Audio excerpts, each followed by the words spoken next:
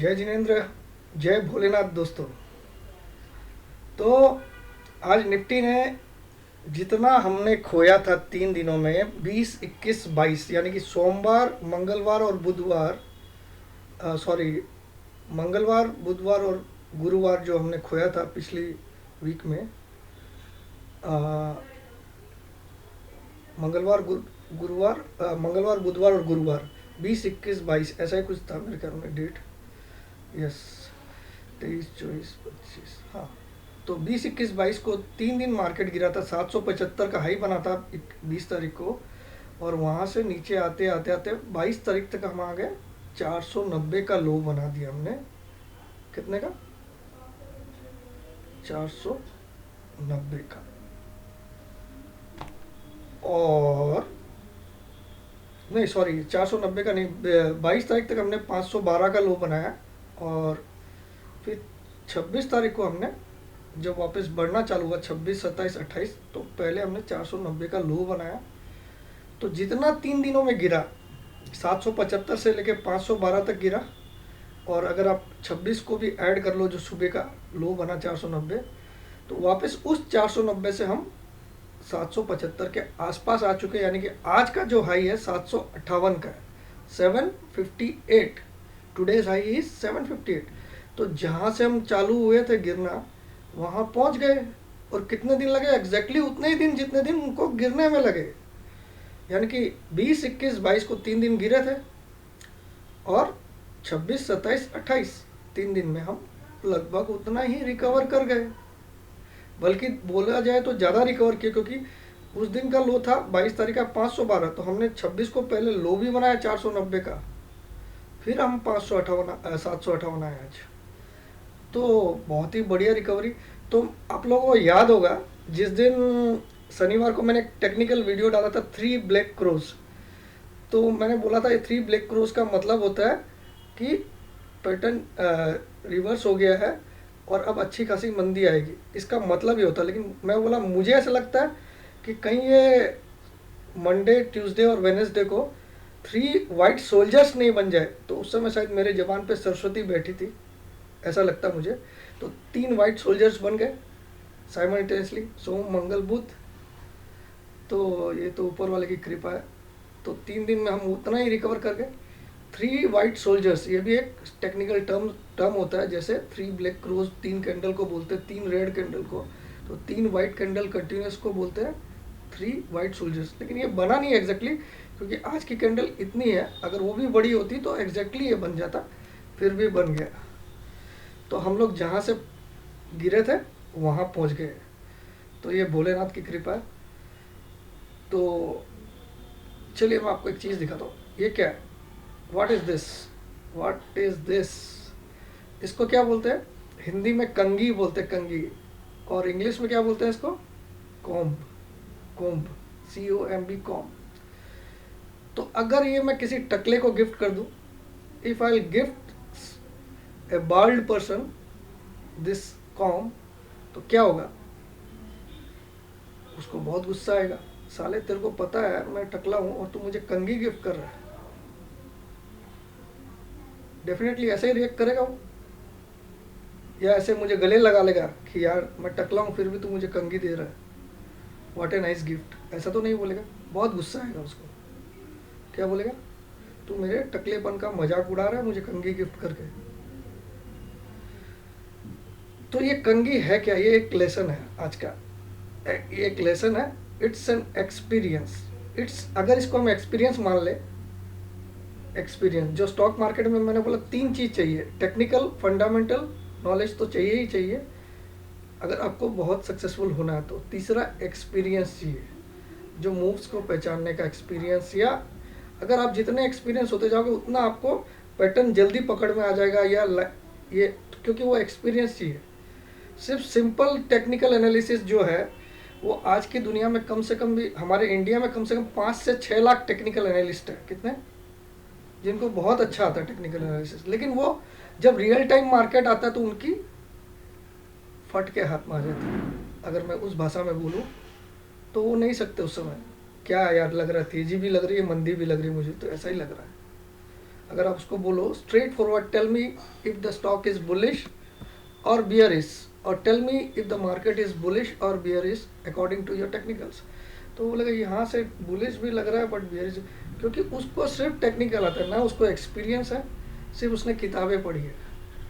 तो जनाब मैं झूठ नहीं बोलता हूँ, मैं आज तक किसी से सीखने नहीं गया, not a single lesson I have learn from anybody.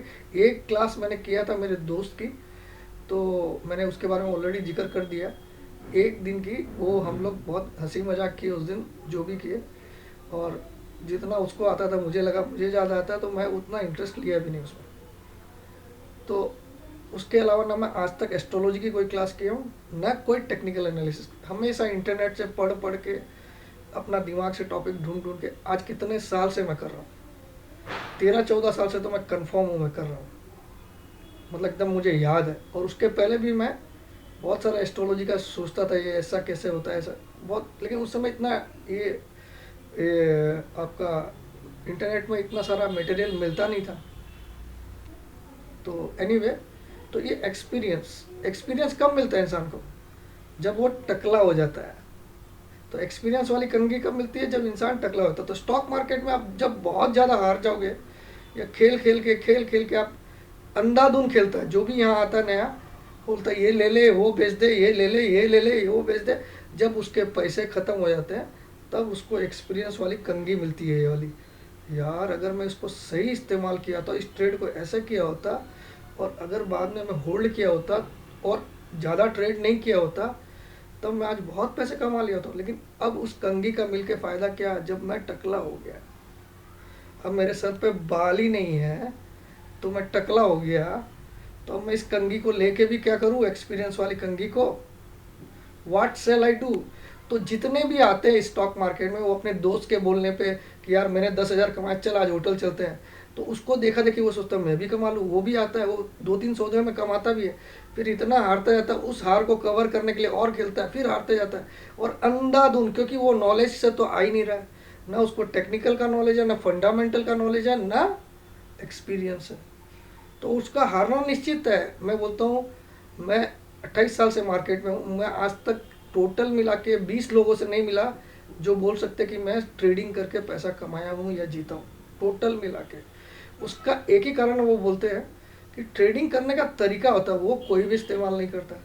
एक लेवल पे एंट्री करो, और अगर आपका स्टॉप लॉस हो गया तो उसको इज्जत से सलाम करो और उससे हार मानो, उसको देखो भी मत, और अगर टारगेट जा रही है तो जाने दो उसको, let it go.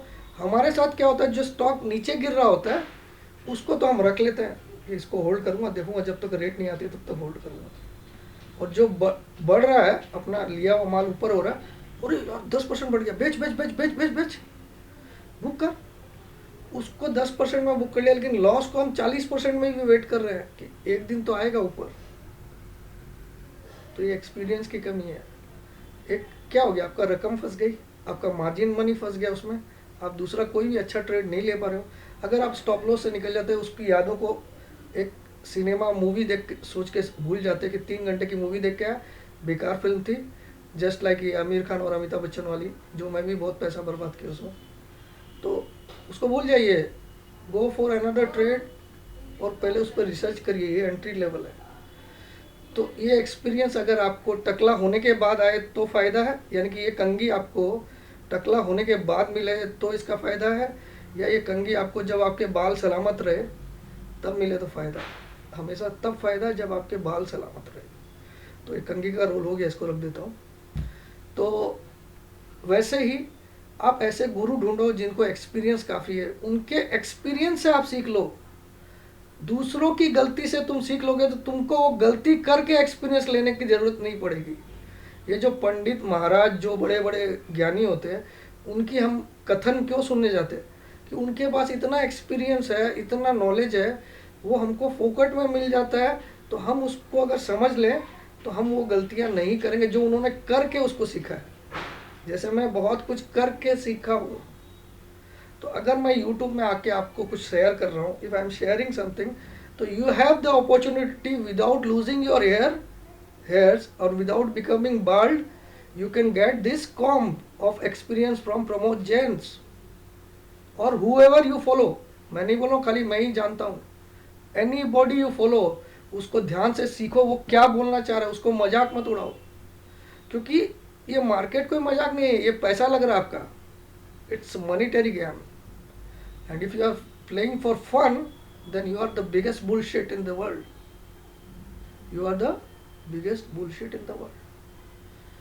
If you are playing with money for fun only, then you are the biggest bullshit, I must say. तो इसीलिए मैं बोलता हूँ कि बहुत ध्यान से सुनो, किसी को भी सुनते हो वो क्या बोलना चाह रहा है, वो क्या सिखाना। अब मुझे मेरा एक फॉलोवर है, वो मुझे फ़ोन करके रोज़ बोलता है, सर आप ये पिछले महीने से आप कंटिन्यू मारुति मारुति मारुति ही फोकस कर रहे हो, वाई मारुति खाली, दूसरा कोई ट्रेंड नहीं बता रहे हो।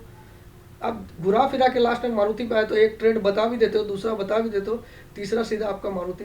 तो मैं बोला बच्चे, जो घोड़ा चल रहा है अगर मैं उस पर दाव लगाऊं, या जो घोड़ा मुझे डाउटफुल लग रहा है कि ये बढ़ेगा कि नहीं बढ़ेगा उस पर दाव, मैं स्टॉक मार्केट में क्यों आए हो तुम, जस्ट टू अर्न मनी, और या फिर उसको तुम एडवेंचर बनाने के लिए आए हो कि चलो अब एल&टी भी ले लेता हूँ, अब एसबीआई भी ले लेता हूँ, अब मैं इसको भी शॉर्ट मार देता हूँ, इसको भी लॉन्ग कर लेता हूँ।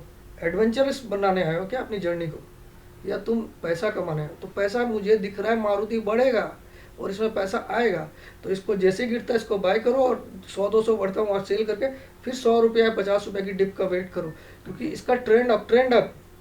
तो देख लो आप लोग, 6600 से मैं दिला रहा हूँ, आज 7700 लगभग टच हो गया 15 से 20 दिन में, आप लोग मेरा वीडियो में भी चेक कर सकते हो।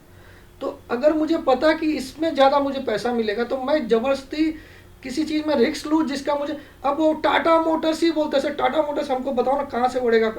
अरे मैंने एक दिन बताया था 166 पे कि इसको ले लो, ये 260 जाएगा इसी महीने में, लेकिन वो 200 जाके वापस जब नीचे आ गया तो मुझे लगा कि वहीं से ये गड़बड़ हो गया, 200 के बाद उसको सीधा इतना नीचे नहीं, 180 का लेवल नहीं दिखाना चाहिए।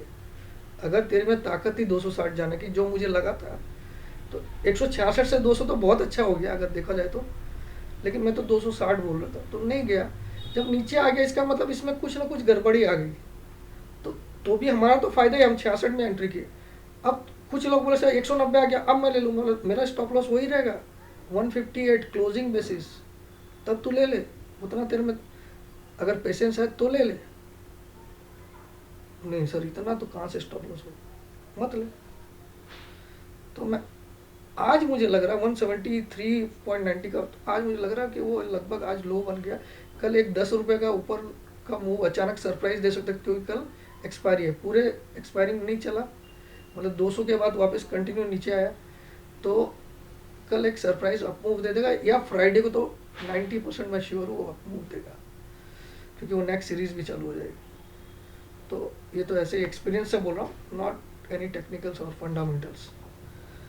और मैं टाटा मोटर्स के लिए क्यों बोल रहा था, देखिए आपको स्टॉक कौन सा चुनना चाहिए, मैंने एक वीडियो में भी समझाया था आप लोगों को। निफ्टी के जो 50 स्टॉक है उनके बारे में मुझे रिसर्च नहीं करनी पड़ती है, क्योंकि वो निफ्टी में उनको जगह तभी मिली है जब एनएससी की टीम ने रिसर्च किया है कि दे आर फंडामेंटल, उनका सारा क्राइटेरिया पूरा हो रहा है, या बहुत सारे जो क्राइटेरियाज वो पूरे करने के बाद ही उनको निफ्टी 50 में जगह दी जाती है, और वो अपने अपने सेक्टर को रिप्रेजेंट करते हैं। जैसे बैंकिंग सेक्टर को एसबीआई और एक्सिस बैंक और एचडीएफसी बैंक ये लोग रिप्रेजेंट करते हैं, वैसे ही आपका एफएमसीजी सेक्टर को हिंदुस्तान यूनिलीवर रिप्रेजेंट करता है। तो अलग अलग सेक्टर को उनके जो क्वालिटी स्टॉक वो रिप्रेजेंट, तो उनकी आपको फंडामेंटल, उनको खाली क्या देखना वो बहुत गिर गया है तो इट्स फंडामेंटली। लेकिन आप दूसरा कोई स्टॉक अगर बहुत गिर भी गया है तो उसमें आप कॉन्फिडेंट नहीं हो सकते, क्योंकि उसकी गिरावट आपको पता नहीं है कहाँ तक जाएगी। तो जो लोग बोलते हैं सर पीसी ज्वेलर्स गिर गया था उस दिन 60% मैंने पकड़ लिया, उसके बाद और गिर गया, तो क्या कर लोगे भाई साहब? पहले उसका ट्रैक रिकॉर्ड देखो, वो कितने साल से मेंटेन कर रहा है, और वो निफ्टी में क्यों नहीं आ पाया? अगर वो इतना स्ट्रॉन्ग स्टॉक था तो वाई उसको निफ्टी में जगह नहीं मिली? क्योंकि उसमें कुछ कमी है। निफ्टी का एक ही स्टॉक मुझे आज तक बड़ा धोखा दिया, और सत्यम कंप्यूटर्स, तो उसमें बैलेंस शीट का फ्रॉड था।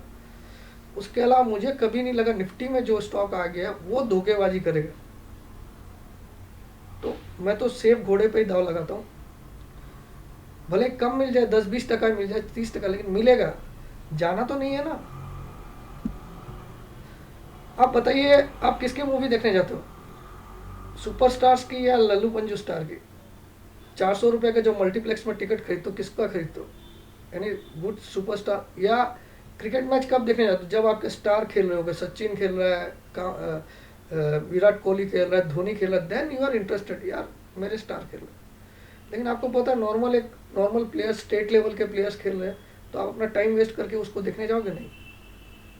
तो जब वहाँ आप स्टार देखते हो, तो यहाँ पे भी स्टॉक मार्केट में स्टार देखो। Those who have already performed in the market, they have made a name in the market, they have got a place in the market, they are placed above all the stocks, because they are placed in Nifty 50, which is the engine of stock market. वो क्या है? Stock market की एक engine है जिससे stock market चलता है। अगर मैं उसका पार्ट हूं तो मैं धोखेबाज नहीं हो सकता हूं। मैं गिर सकता हूं और बढ़ सकता हूं, मैं धोखेबाज नहीं हो सकता हूं। तो अब आपकी मर्जी, आप जैसा चाहो वैसा करो। मेरा समझाने का काम था, इसीलिए मैं समझा रहा हूँ। मैं ऐसा नहीं बोलता हूँ कि बाकी स्टॉक, आज मैंने गुड मॉर्निंग पोस्ट आपको दिखाया, तो मैंने लिखा उसमें L&T फाइनेंस जिसको 6 महीने के लिए डिलीवरी लेनी है, वो 131 पे आज ले ली। आप लोगों ने पढ़ा होगा, जो मैंने वीडियो भी डाल दिया उसका। तो देखिए, आज 129 का लो बनाया आज। मैं तो 131 बोला, और वहाँ से 139 चला गया, 129 से। तो मेरा लिखना हुआ और वो बढ़ना हुआ। तो इसका मतलब मैं थोड़ी भगवान हूँ, मैं नहीं। तो ये मुझे समझाना चाहता था आपको। स्टॉक में, ऐसे स्टॉक में दाव लगाइए। बहुत लोग बोलते हैं सर ये 300 रुपया था, ये 7 रुपये आ गया, मैं इसमें एंट्री लेता हूँ। अरे 7 रुपये आ गया, उसमें बचा क्या है साले? वो ख़त्म हो गया है, वो नंगा हो चुका है। अब उसके बचे कचे चड्डी लोग उतारने बैठे हैं, तू भी चल जा बेवकूफ़। आपको पता है आरकॉम, रिलायंस कम्युनिकेशन, 2008 में मैंने 800 कुछ रुपये में उसको ट्रेड किया था। 800 कुछ 2008 में मैंने अपना ट्रेड किया था। आज उसको 15 रुपये में भी ट्रेड कर रहे हैं लोग। तो इतना पुराना स्टॉक होते हुए भी ये हालत है उसकी, क्योंकि उनको जगह नहीं मिली उनकी। तो you how can you rely? वो 800 का स्टॉक आज 15 में ले लो भर भर के। 2008 में 800 क्रॉस था वो। आज तो 10 साल बाद आपको 15 में मिल रहा है। अनिल अंबानी साहब का शेयर है, क्या चाहिए ले लो। ऐसा नहीं होता है। तो टाटा मोटर्स मैं कतई नहीं मानूंगा कि ख़त्म हो जाएगी कंपनी, क्योंकि मुझे इसकी रीडिंग है। लेकिन आप बोलोगे कि आरकॉम ले लो, तो मुझे फ्री में देगा तो भी नहीं लूँगा, ठीक है। आप बोलोगे पीसीबी ज्वेलर्स ले लो, मुझे कोई बोलेगा मैं आपको ऊपर से 50,000 रुपये दे रहा हूँ, आई वोंट बाय। तो ये थोड़ा मैं सीख देना चाहता था। अगर आपको पसंद आए तो एक लाइक का बटन दबाना, और नहीं पसंद आए तो press dislike. Anyway, let's come to the technical charts first today, उसके बाद मैं एस्ट्रोलॉजिकल बताऊंगा। ज़्यादा बकबक कर दिया हूँ तो एक्सट्रीमली सॉरी गाइस। थोड़ा सा कभी कभी क्या स्टॉक मार्केट, देखिए वैसे भी अभी टाइम कितना हो गया, 6:41, मुझे बकबक करते हुए भी 6:20। यानी कि मैं किसी के वीडियोस देख के नहीं आता हूँ कि आपको बताने के लिए मैं क्या टॉपिक लाऊं। मैं 3:30 बजे तो मार्केट ही खत्म हो, फिर मैं एक्चुअली सुबह का खाना भी मैं 3:30 के बाद ही खाता हूँ, इतना पैशनेट हूँ मार्केट का। सुबह का खाना भी आफ्टर मार्केट आवर्स ही मैं खाता हूँ। ये आज आप लोग के सामने मैं पब्लिकली एडमिट कर रहा हूँ। तो इतना पैशनेट हूँ मार्केट के लिए। सुबह 7 बजे एक जो चाय और थोड़ा सा नाश्ता जो करता हूँ, उसके बाद कंटिन्यू मार्केट आवर ख़त्म होने के बाद ही मैं खाना खाने बैठता हूँ। तो एनीवे, इतना पैशनेट हूँ। तो लेट अस सी, ये जो टाइम हो गया अभी 6:45, यानी कि 15-20 मिनट तो मुझे वीडियो बनाते बनाते भी हो गई। तो मैं इतने देर में किसी और के वीडियोज़ या कुछ पढ़ के, या SGX क्या कर चल रहा है, डाउट, ये सब नहीं देखता हूँ भाई साहब। मैंने कल भी बताया, पहले भी बताया, मैं अपनी नॉलेज ही शेयर करता हूँ। और मुझे पता है कि मैंने कल भी बोला, बहुत से लोग कच्चे में भी घूमते थे जब मैं मार्केट में एंट्री कर चुका था। ऐसे ही नहीं मजाक कर रहा हूँ। तो anyway, let us come to the charts.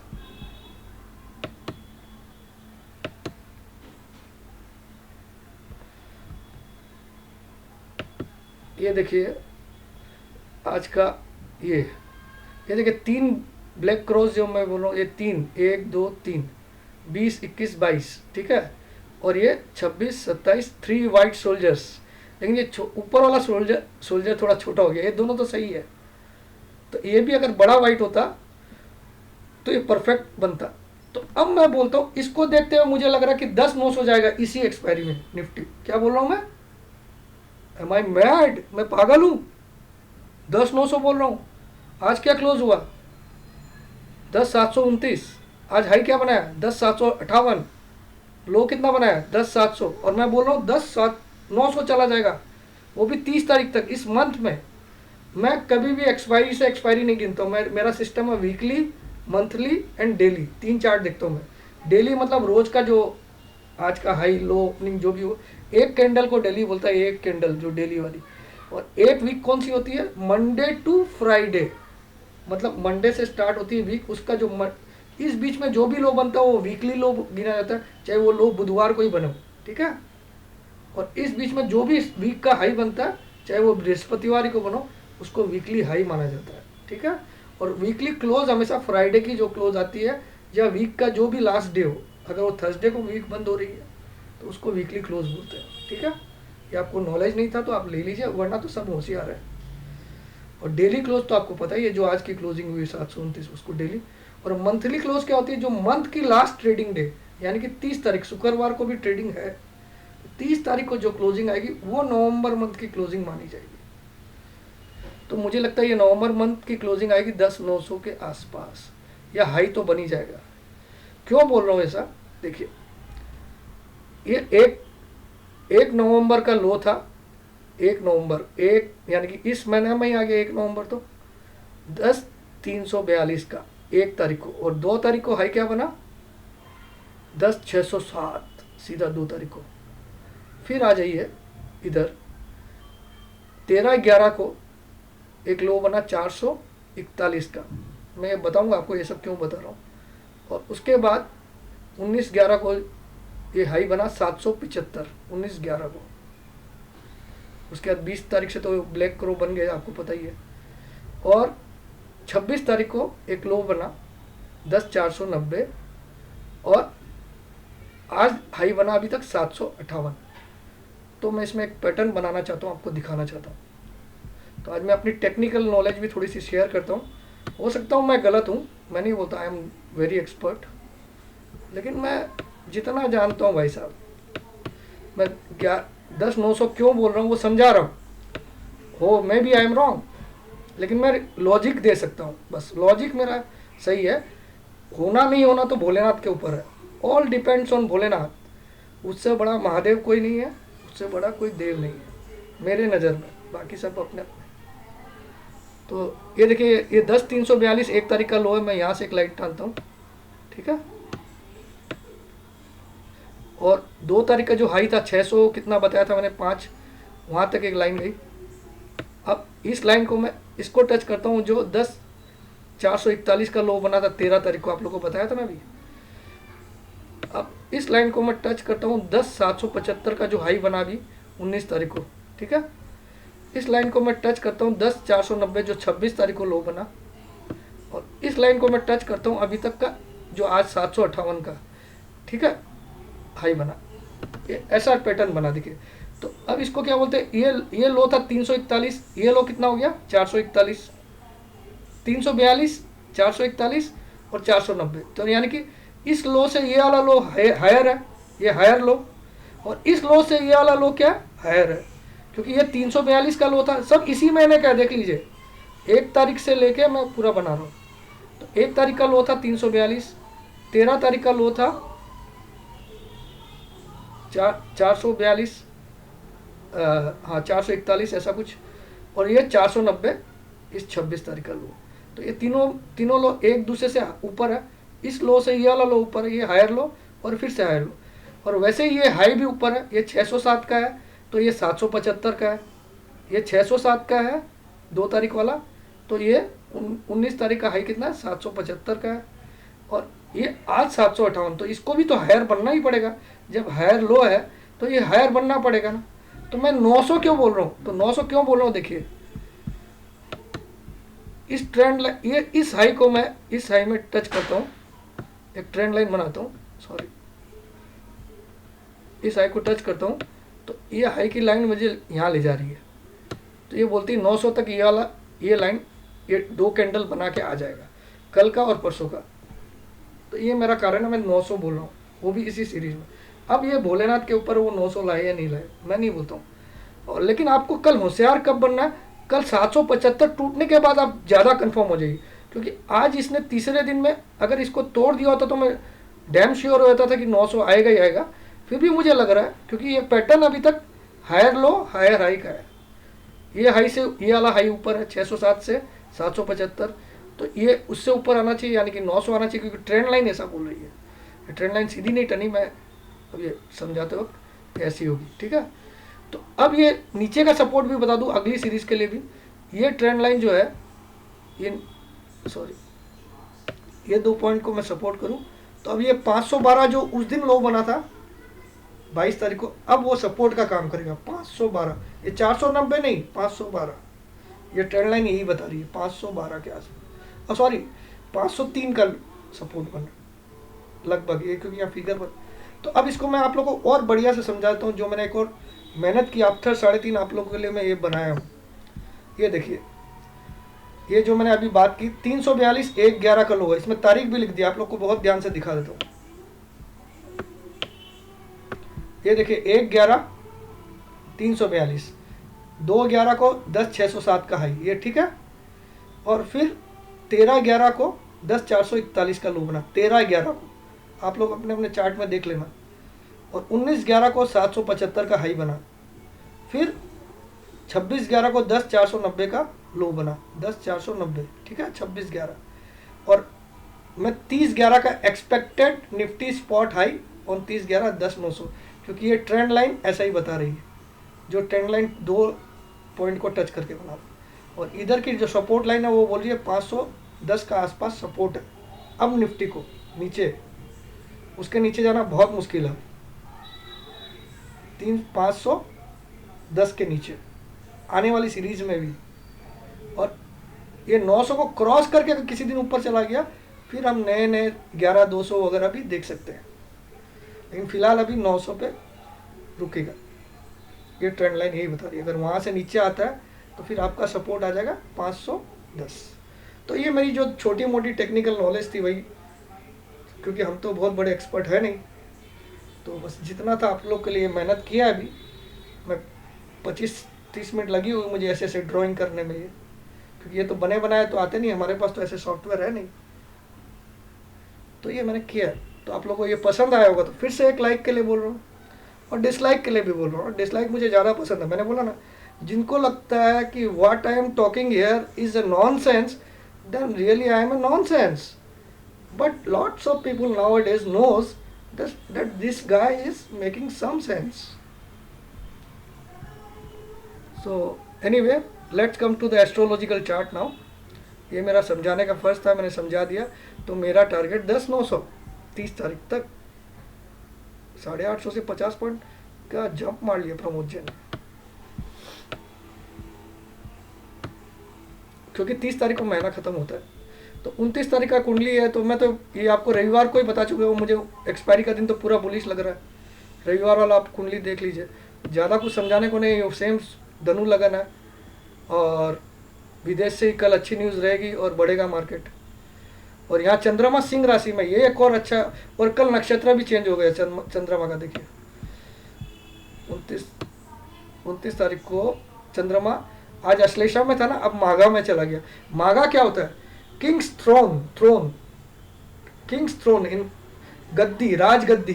तो ये राजगद्दी पे कल निफ्टी बैठेगा। कल कहाँ बैठेगा? राजगद्दी पे। इसका जो साइन है माघा नक्षत्र का, थ्रोन यानी कि THRONE, यानी किंग्स थ्रोन। तो कल, और वैसे भी सिंह राशि में, सिंह राशि तो ऐसे भी लीडर की होती है, सूर्य की होती है, तो वहाँ तो राजा खुद राजा की गद्दी में, और ये केतु का नक्षत्र है माघा। तो कल तो राज तिलक होना ही है, निफ्टी का राज तिलक होना ही है। तो मैं इसके आगे आप लोग को समझाऊं तो आप लोग की इच्छा तो समझाऊं, वरना आज मेरा मन कम है कि मुझे बहुत सारे काम निपटाने हैं, और मैं सोचा पहले ही वीडियो, चलिए मैं समझाता हूँ। चंद्रमा सुबह वाले में, सिंह राशि में, भाग्य भाव में, अच्छी पोजीशन में है। ओल्डो वो केंद्रुम दोस्त तो अभी भी है, क्योंकि राहु से हम लोग काउंट नहीं करते केंद्रुम दोस्त को, कट गया बोल के, लेकिन अच्छी पोजीशन में, और गुरु से केंद्र में है। चंद्रमा से केंद्र गुरु है, देखिए 1 2 3 4। केंद्र किसको बोलते हैं? 1 4 7 10 क्या बोलते हैं?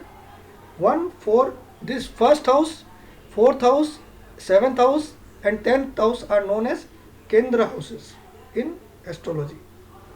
First, fourth, seventh and 10th। और ये first, fifth and 9th are known as त्रिकोण। फर्स्ट, फिफ्थ, 9th इनको क्या बोलते हैं? त्रिकोण, ट्रायंगल, और इनको बोलते हैं केंद्र। ठीक है, तो एंगुलर एंड ट्रायंगल। तो ये केंद्र में भी है, चंद्रमा से केंद्र में गुरु है। कैसे? चंद्रमा से चौथा हाउस में, देखिए 1 2 3 4। तो ये हो गया गज केसरी, गज केसरी योग। इट्स अ वेरी ऑस्पिशियस योग, क्योंकि गज केसरी मतलब होता है, गज मतलब हाथी, केसरी मतलब सोना, तो हाथी के समान सोना।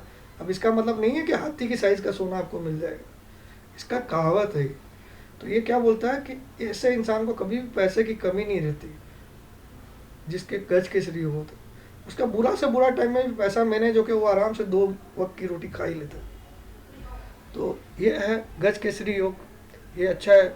शुक्र लाभ भाव में, शनि लगन में है, लगन का मालिक 12वें में, यानी कि विदेश से अच्छी खबर आ जाएगी आज रात को या कल सुबह।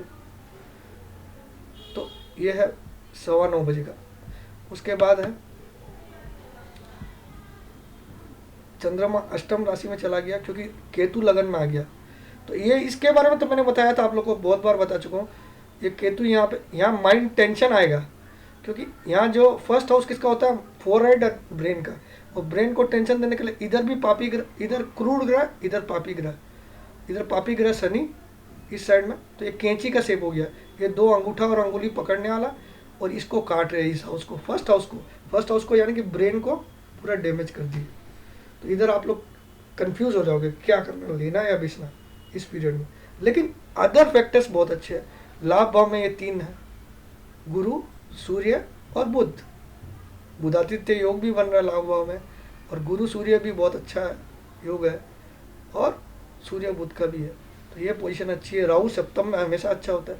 तो यहाँ खट्टा मीठा रहेगा मार्केट, खट्टा, क्योंकि ये योग खराब है, केतु लगन में है, प्लस ये पाप कर्तरी दोष बोलते हैं इसमें, कुंडली इसको क्या बोलते हैं? पाप कर्तरी दोष। कर्तरी मीन सीजर, इंग्लिश में सीजर या कैंची। कर्तरी संस्कृत में उसको कर्तरी बोलते हैं। तो पाप कर्तरी दोष। तो ये दोनों साइड में जब भी बुरे प्लैनेट रहते किसी हाउस के, तो वो उस प्लैनेट का सुख आपको लेने नहीं देते, उस हाउस का। तो ये हाउस किसका है? ब्रेन का और फोरहेड का। First house represents your personality, your individuality. ये फर्स्ट हाउस का सुख इस इंसान को लेने नहीं देगा सुबह, जो भी इस टाइम पे पैदा होगा। तो ऐसा इंसान जिंदगी भर टेंशन में ही रहेगा पूरी लाइफ, क्योंकि इसका दिमाग के दोनों साइड में दही जमा दिए, इधर शनि देव दही जमा रहे, इधर मंगल। ठीक है,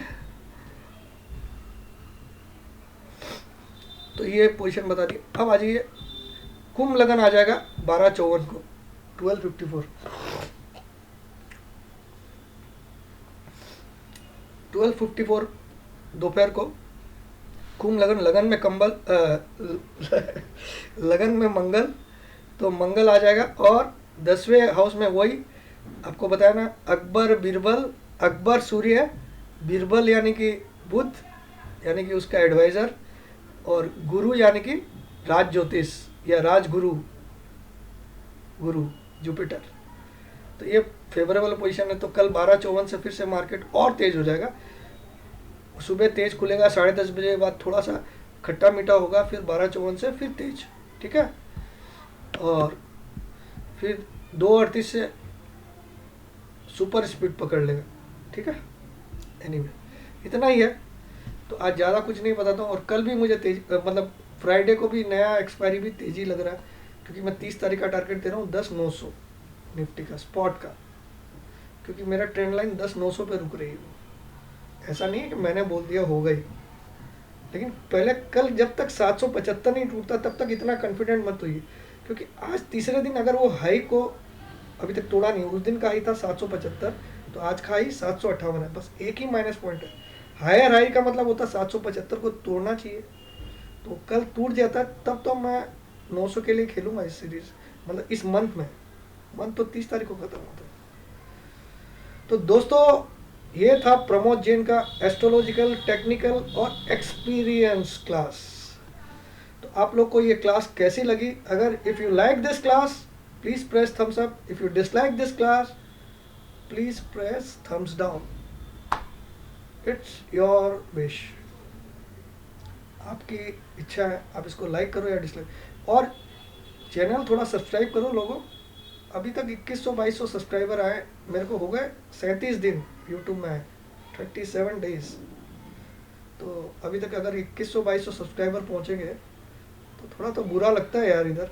हालांकि है, कम नहीं है, बहुत है, 2100-2200 बहुत होते हैं, लेकिन थोड़ा ज़्यादा डिज़र्व मुझे लगता है मैं करता हूँ। तो यू अपने फ्रेंड्स लोग को शेयर करो, उनको बोलो सब्सक्राइब भी करो और वीडियो को शेयर करो, तो ज़्यादा से ज़्यादा लोग इनसे फ़ायदा उठाए, मुझे लगता है। और जिन जिन को कुंडली बनवानी है, अब थोड़ा फ्री टाइम मेरे पास हो जाएगा, क्योंकि 2-3 दिन में सब कंप्लीट हो जाएगी अब जिसकी भी है पेंडिंग। तो अब नए वाले आ सकते हैं, लेकिन आपको 7 to 8 डेज़ का वेटिंग पीरियड रहेगा। जो आपकी कंप्यूटराइज कुंडली तो आपको मिल जाएगी व्हाट्सएप से सेम डे या नेक्स्ट डे मैक्सिमम, लेकिन जो मेरा एनालिसिस जिसमें मैं आपको खुद फ़ोन करूँगा और 30 से 50 मिनट तक मैं आपसे बात करूँ, 30 to 50 मिनट्स मैक्स, तो उस समय आपको मैं सब कुछ समझाता हूँ उसमें। तो उसकी एक कुंडली की फीस है 2500। तो आप मेरा फेसबुक आईडी पे मुझे ये कर सकते हो कांटेक्ट फेसबुक मैसेंजर से। और जब भी कांटेक्ट करो please write your name, message में जो लिखते हो अपना नाम पूरा लिखना, अपना प्लेस जहाँ आप रहते हो, अभी दिल्ली में रहते हो, बॉम्बे में रहते हो, पटना में रहते हो, इलाहाबाद में रहते हो, तो वहाँ लिखना इलाहाबाद से हूँ, मेरा नाम मनोज जैन, इलाहाबाद, और दिस इज़ माई नंबर ज़रूर डालना, तब मुझे लगेगा तो मैं कांटेक्ट करूँगा आपको। ओके, तो ये मेरा फेसबुक का आईडी है, मैं आपको दिखा देता हूँ।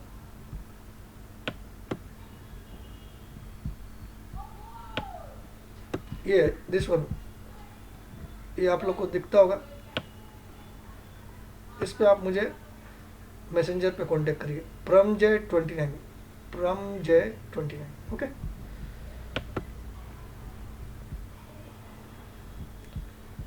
सो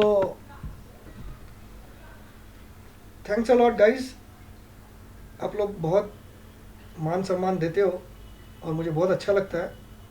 जो बहुत सारे मुझे आजकल फेसबुक के मैसेंजर में मैसेज आते हैं, सर आप ऐसे हो, महान हो, वो हो, तो ये तो खुशी की बात है। लेकिन मुझे पता है when there is Diwali there is a time, Holi also comes in a year. और होली में आपको कीचड़ से ही नहलाते हैं ना तभी होली का मज़ा आता है।